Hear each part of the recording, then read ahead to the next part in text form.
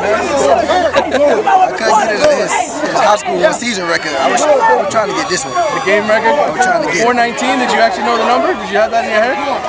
After when they told me I had 336, I was going for it. Let's talk about being down 20-0 today. You guys hadn't been down that much all season.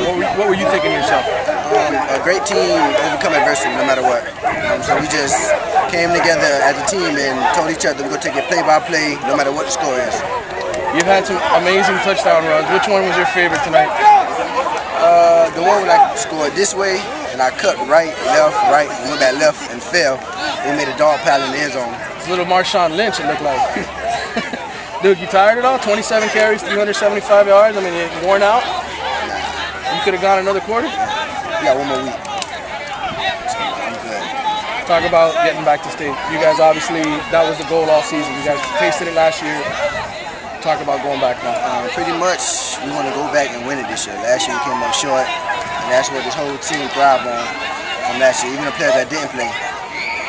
Because every time we practice, we bring up last year until where we lost, and we don't want to feel that again. So the players that didn't play, that wasn't on the team last year, they know about last year. So they feel what we feel even though they didn't play. So they come out and play as hard as we play.